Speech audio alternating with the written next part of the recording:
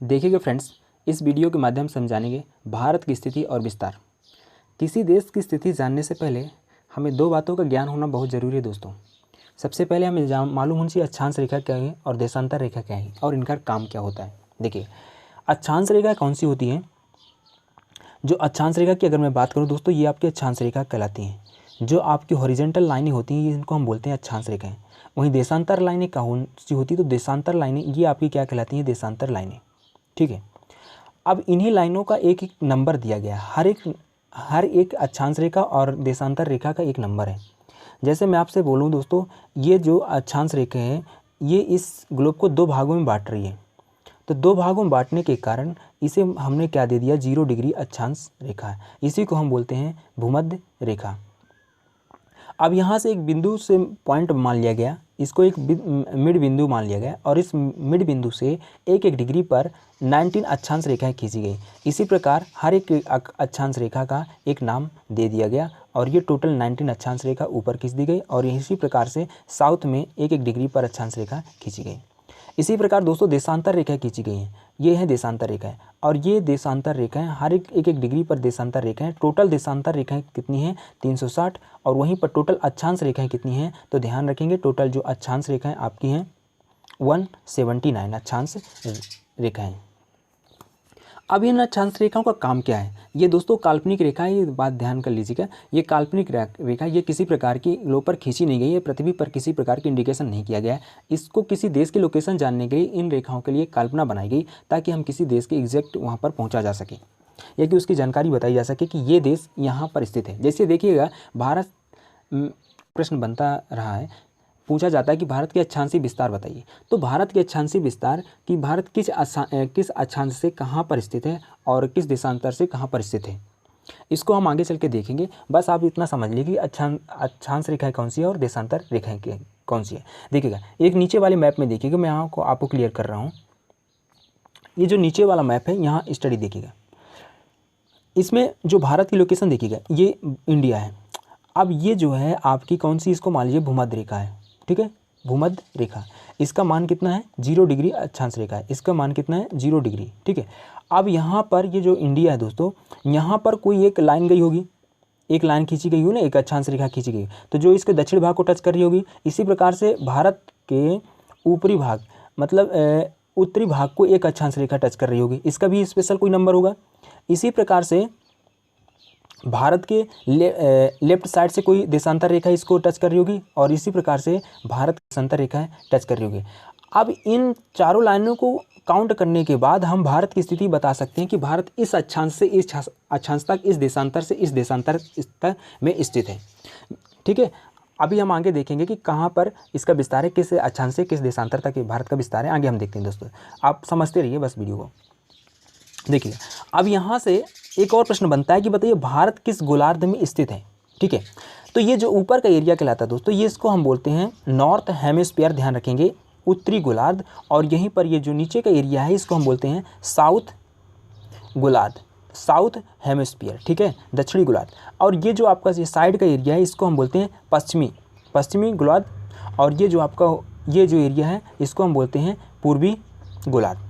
अब जो भारत की स्थिति है, मिड लाइन है, ये कौन सी है? आपकी मिड लाइन है, इसको हम क्या बोलते हैं? भूमध्य रेखा। अब होती है हमारी 4 डायरेक्शन होती है। अब जो ये डायरेक्शन होती है दोस्तों, इस डायरेक्शन को क्या बोलते हैं? जैसे ये देखिए, ये नॉर्थ डायरेक्शन है और ये कौन सी है? साउथ। और ये कौन सी है? ईस्ट। और ये कौन सी है? वेस्ट। अब इस डायरेक्शन को आप क्या बोलेंगे? इस डायरेक्शन को क्या बोलेंगे?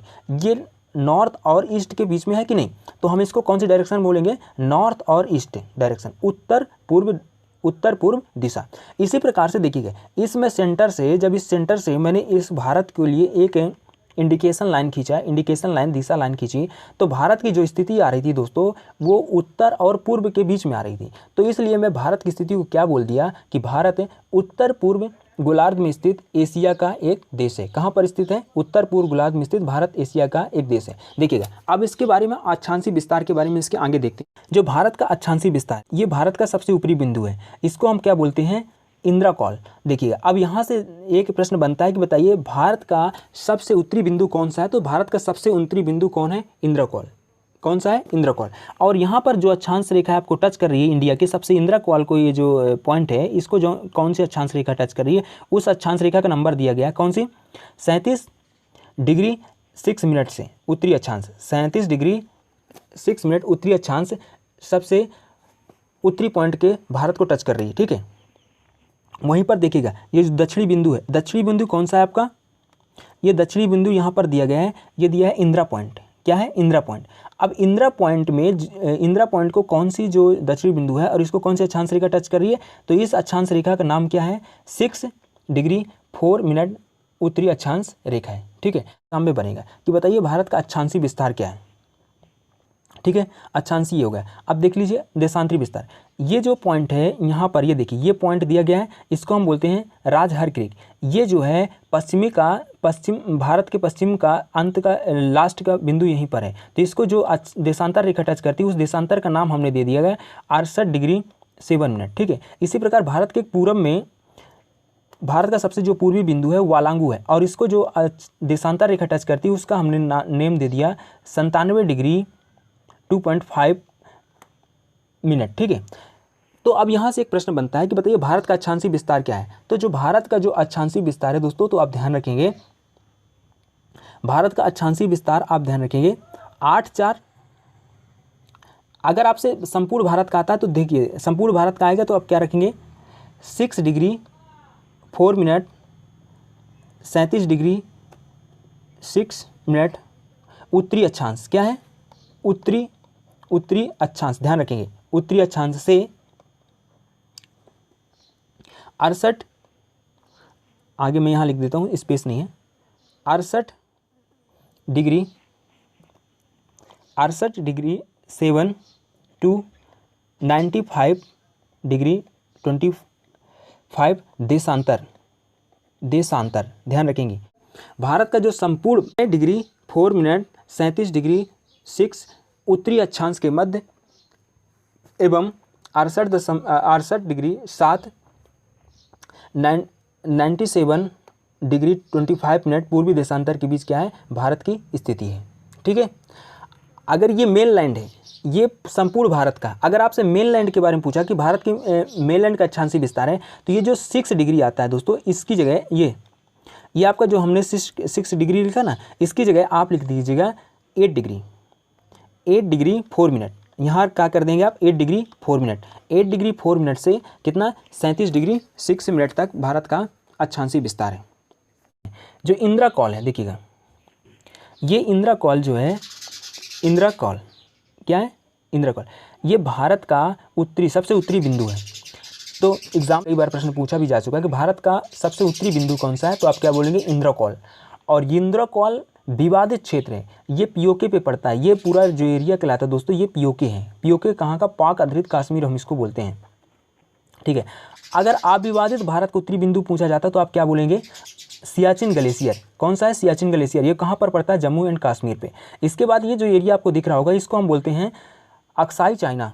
आप कई बार आप लोगों को अक्साई चीन है, इसी भारत के चाइना के द्वारा यहाँ पर कब्जा कर लिया गया। भारत का ही भूभाग था पर बट चाइना के द्वारा इसे कब्जा कर लिया गया और ये अक्साई चाइना के अंतर्गत आता है। कौन सा है, सियाचिन ग्लेशियर, कहाँ पर है, ये जम्मू कश्मीर में। चलिए अगला देख लेते हैं, अगला देखते हैं। देखिए भारत का सबसे दक्षिणी बिंदु अगर आता है मेनलैंड का दक्षिणी बिंदु कौन सा है, तो आप क्या बोलेंगे, कन्याकुमारी। वहीं पर संपूर्ण भारत का दक्षिणी बिंदु कौन सा है, तो आप क्या बोलेंगे, इंदिरा पॉइंट।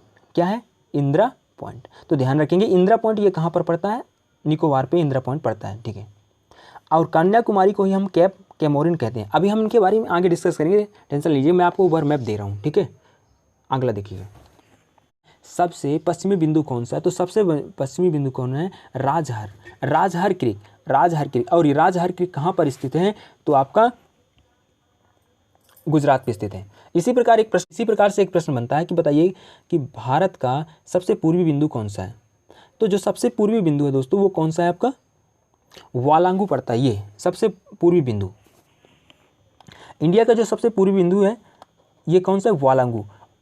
कौन सा है, वालांगू। और ये कहाँ पर पड़ता है, अरुणाचल प्रदेश कहाँ पर पड़ेगा दोस्तों, अरुणाचल प्रदेश। तो यहाँ से हमें 4 प्रश्न कवर हो गए। देखिए, सबसे दक्षिणी बिंदु कौन सा है, सबसे उत्तरी बिंदु कौन सा, सबसे पूर्वी बिंदु कौन सा, सबसे पश्चिमी बिंदु कौन सा है, ये एग्जाम पे अक्सर पूछे जाते हैं। अब देखिए, जब भारत का और प्रश्न बनता है, देखिएगा पूछा जाता है कि भारत के दक्षिण से उत्तर की टोटल लंबाई कितनी है। तो दक्षिण से उत्तर की जो टोटल लंबाई है आपकी 32-14 किलोमीटर है। वहीं पर एक और प्रश्न बन जाता है कि बताइए पूरब से पश्चिम की टोटल कितनी लंबाई, तो कितना है, 29-33 किलोमीटर है। चलिए आगे हम इनके हर एक पॉइंट पे डिटेल डिस्कस करते हैं। इंडिया का जो टोटल लैंड एरिया है 32-87-263 वर्ग किलोमीटर, ये पास्ट था, पहले था, लेकिन अभी कितना हो गया है, 32-87-200, अभी कितना है, 32-87-240 स्क्वायर किलोमीटर है। जो इंडिया है वर्ल्ड के क्षेत्रफल का 2.4% है। विश्व के क्षेत्रफल का कितना परसेंट है, ये 2.4% है। वहीं इंडिया की जो रैंक है, इंडिया से बड़े कितने देश हैं, 6। तो इंडिया विश्व का 7वां बड़ा देश है, ध्यान रखेंगे। इंडिया का स्थान कितना आता है, 7 रैंक पे है इंडिया। इंडिया की जो पॉपुलेशन है दोस्तों 121 करोड़ है 2011 की जनसंख्या के अनुसार। प्रथम जनगणना करने का प्रयास किसने किया, 1872 लॉर्ड मेयो ने किया, ठीक है, फर्स्ट जनगणना। लेकिन रेगुलर जनगणना कराने का श्रेय किसे जाता है, 1881 में लॉर्ड रिपन। ये एग्जाम पे पूछे जाते हैं ऐसे प्रश्न। वहीं पर इंडिया की जो पॉपुलेशन है वर्ल्ड की पॉपुलेशन का 17.6% है, वर्ल्ड की पॉपुलेशन की इंडिया की पॉपुलेशन, ठीक है। चलिए आगे देखिए। अब देखिएगा इनके पॉइंट के जो सियाचिन ग्लेशियर है, सियाचिन ग्लेशियर दोस्तों जम्मू एंड कश्मीर पर स्थित है। कहाँ है, जम्मू एंड कश्मीर पर सियाचिन ग्लेशियर स्थित है। सियाचिन ग्लेशियर काराकोरम रेंज पर है। कहाँ पर है, काराकोरम रेंज पर है। ये लार्जेस्ट ग्लेशियर ऑफ इंडिया, ये जम्मू कश्मीर, ये लार्जेस्ट ग्लेशियर ऑफ, ये भारत का सबसे बड़ा ग्लेशियर है, 72 किलोमीटर है। ये highest battle of the field, ये विश्व का सबसे बड़ा युद्ध का क्षेत्र है। यहाँ इंडिया पाक वार 1984 और इसमें जब हुआ था, और इस ऑपरेशन को नाम दिया था मेघदूत। उम्मीद करता हूँ दोस्तों ये वीडियो आपको पसंद आ रहा होगा, और अपने दोस्तों तक इस वीडियो को भेजें और चैनल को सब्सक्राइब, लाइक एंड शेयर करें। चलिए, जो सियाचिन ग्लेशियर यहीं से एक नुब्रा रिवर निकलती है, और इससे भी प्रश्न बन चुके हैं कि organisation for Siachen glacier Nubra river. अब इंदिरा कॉल देखिए, इंदिरा कॉल को 2 नाम से भी जानते हैं, एक पिग्मेलियन पॉइंट और ये पार्सन पॉइंट, ये आप ध्यान रखेंगे, ठीक है। इंदिरा कॉल को हम नॉर्थ में, इंदिरा कॉल कहाँ है, भारत के उत्तरी बिंदु है इंदिरा कॉल। कन्याकुमारी या कैप कोमोरिन भारत का दक्षिणी बिंदु है। भारत का दक्षिणी बिंदु कौन से है, कन्याकुमारी या कैप कोमोरिन। लेकिन दोस्तों ये ध्यान रखेंगे, ये जो दक्षिणी बिंदु है ये मेन लैंड का है, ठीक है। भारत का ईस्टर्न पॉइंट, भारत का पूर्वी बिंदु कौन सा है, वालांगू है। तो भारत का पूर्वी बिंदु वालांगू कहाँ पर पड़ता है, अरुणाचल प्रदेश में। उसी प्रकार से भारत का पश्चिमी बिंदु कौन सा है, तो पश्चिमी बिंदु राजहर क्रीक, और ये कहाँ पर पड़ता है, आपका गुजरात में पड़ता है। उम्मीद करता हूँ दोस्तों ये वीडियो आपको अच्छा लगा होगा।